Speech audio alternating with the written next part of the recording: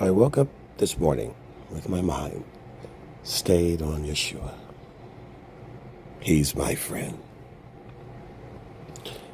And sad to think about so many of you who do not have him as your friend. You sing about it, you write about it, you say it, but it isn't true. Because most of you have no peace.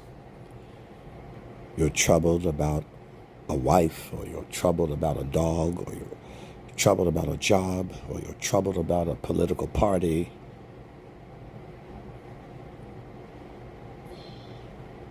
Because that is the source of your peace. And in some cases, troubled about your health. I know young people, they are stressed to the hilt about their health. They're crazy. And yet, I know so many older people, and a few with all of the problems that are much worse when you're older than when you're younger. And as they're carrying their burden, some of them are on the verge of death every week. They have to have medical transfusions every week. And yet,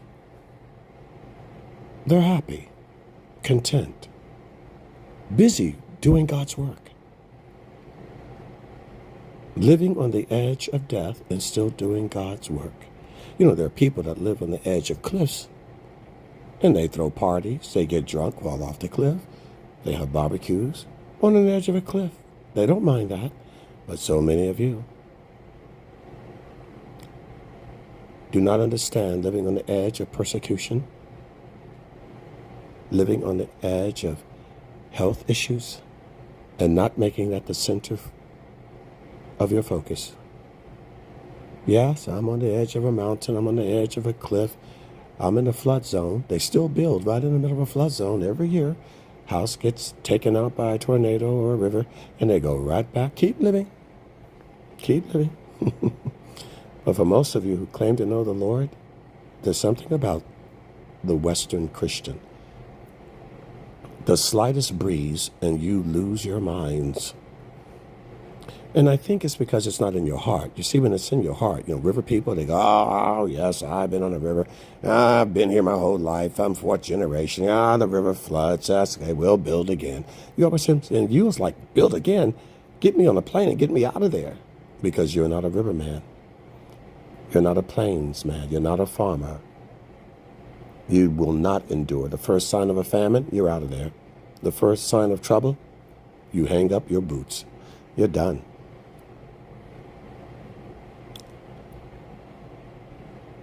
But serving the Lord is serving the Lord.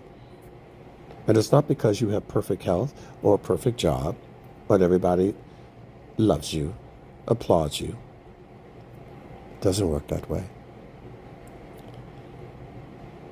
It's amazing to watch the people that are committed to God are not worrying about a friend or a family member or a stranger or a political party.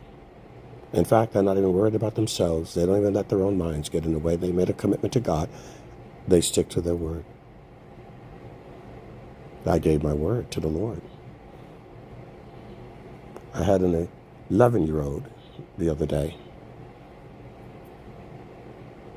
stick to his word when he was reminded that he had made a covenant to do something. And his older brother said, he reminded himself, oh yeah, I did make that promise. Yes, I must do it. 11-year-old.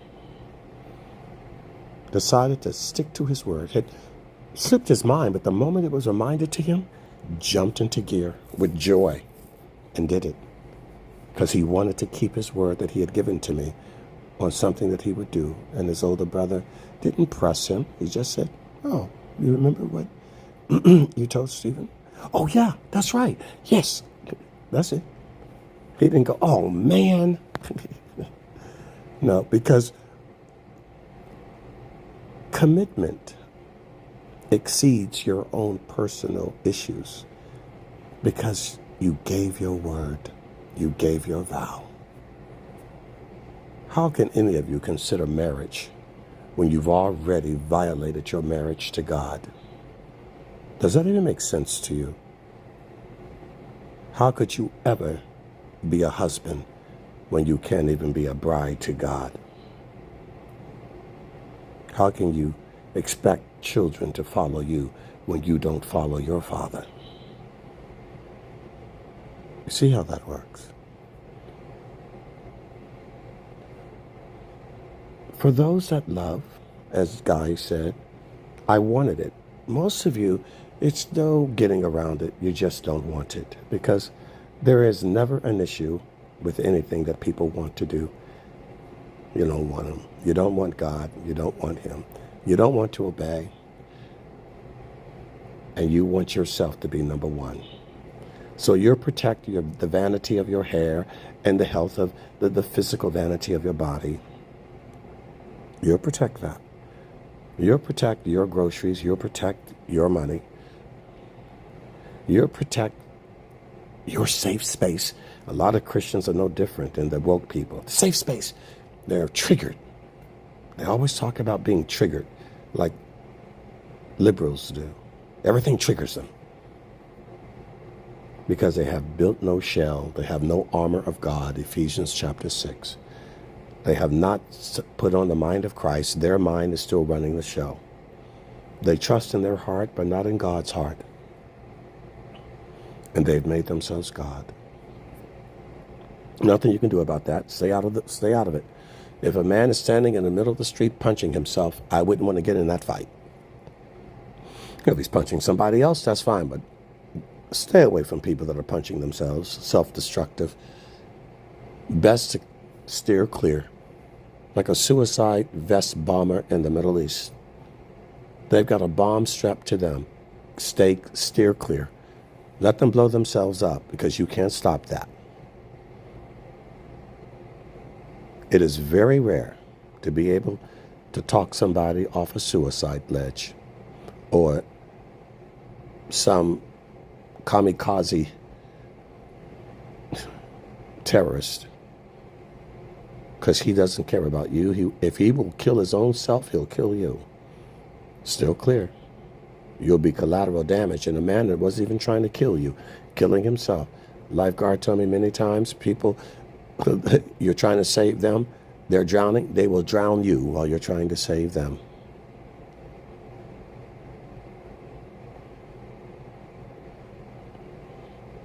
Remember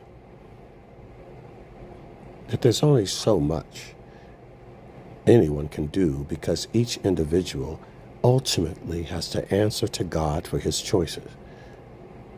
There's only so much you can do. People are always looking for a new sermon, a new church, a new song, a new this, because they're not wanting to be new at all. They're just looking for external motivation, meaning they're living on processed spirituality. It's unsustainable. They have no true nutrient value in their food source. Only excitement for the day. Hear a gospel choir. Hear motivating. And you guys get on a hamster wheel. You're not calm. You're not peace. You can't sit quietly because you need something. And I know a lot of my friends who are addicts. That's part of the condition of your addiction, right?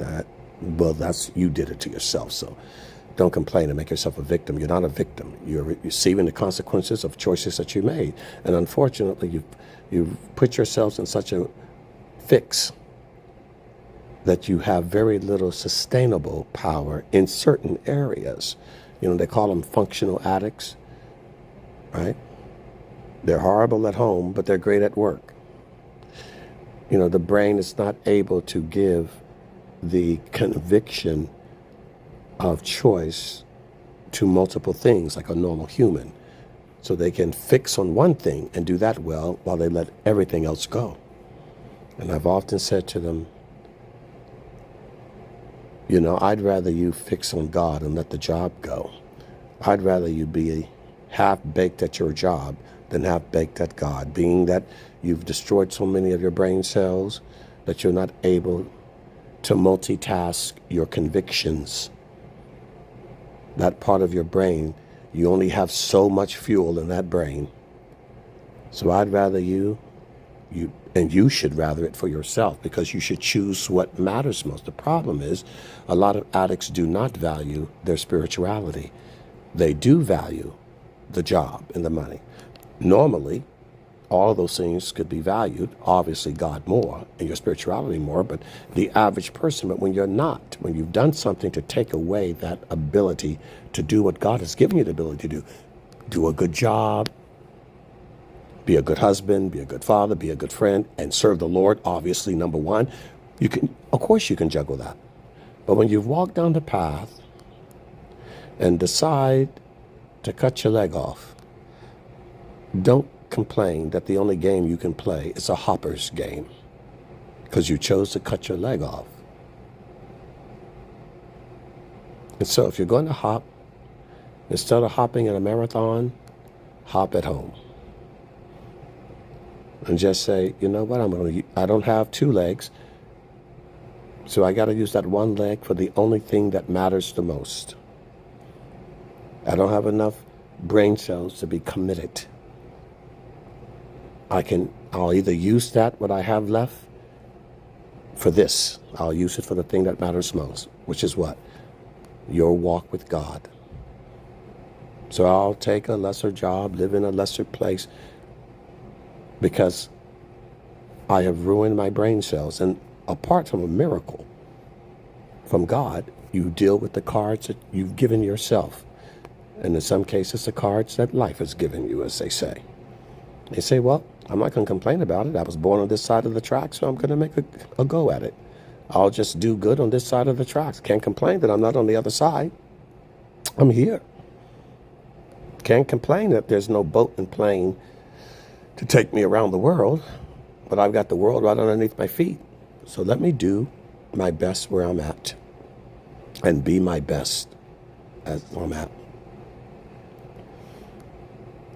And they'll say, well, you know, he's not a great mechanic, but he sure is a good friend.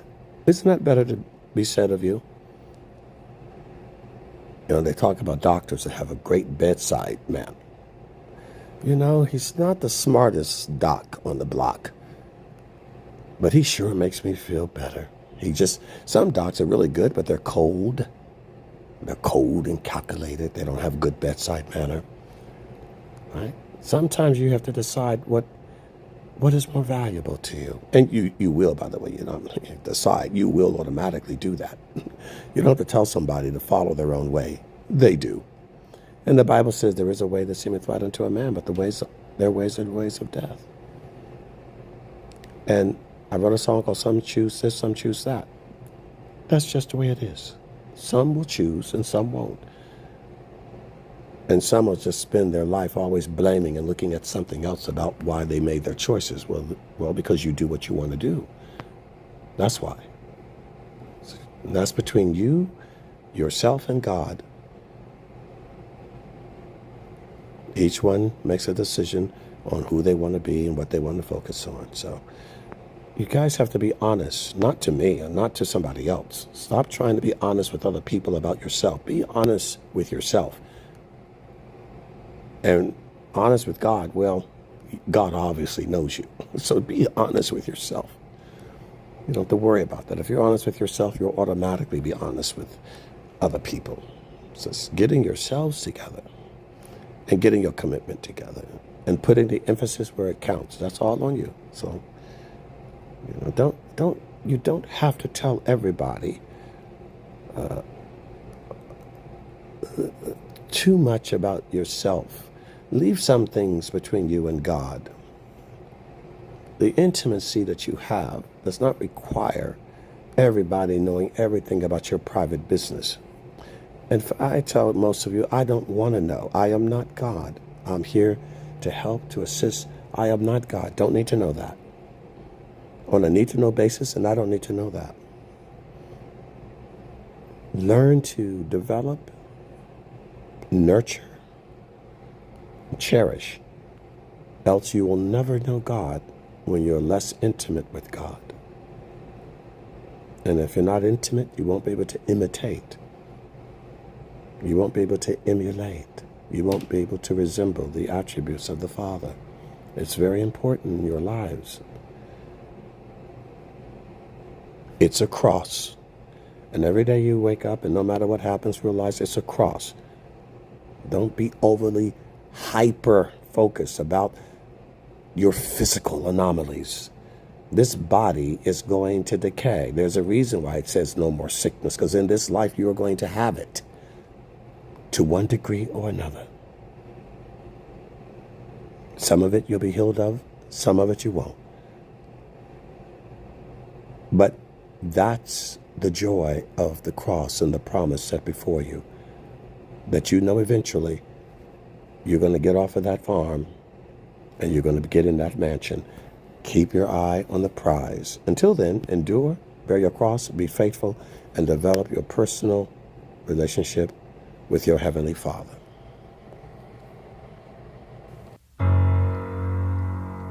Adonai, Hineni, Shema, Tefilati, Vehish Tamesh, Be.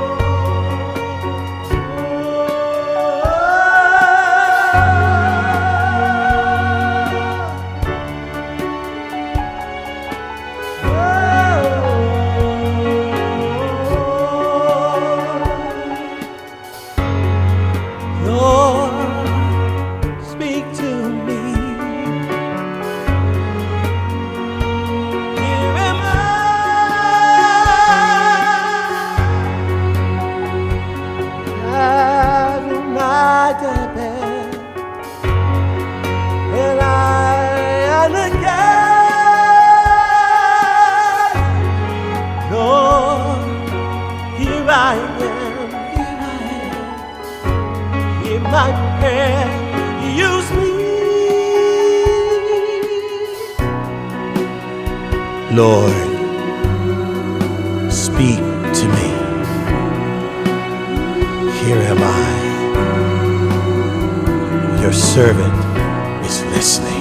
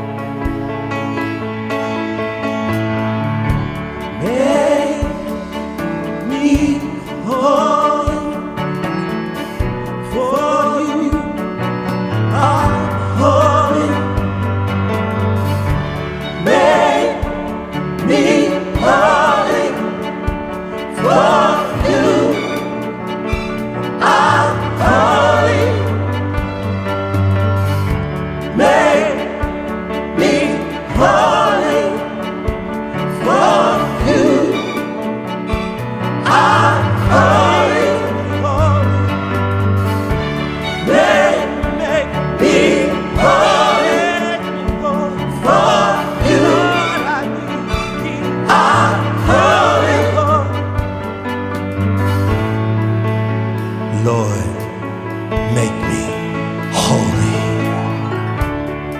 Lord, here am I, hear my prayer. Use me, Lord, here am I, hear my prayer. Use me, Adonai, Hineni, Shema, Tefilati, Vehish Tamesh.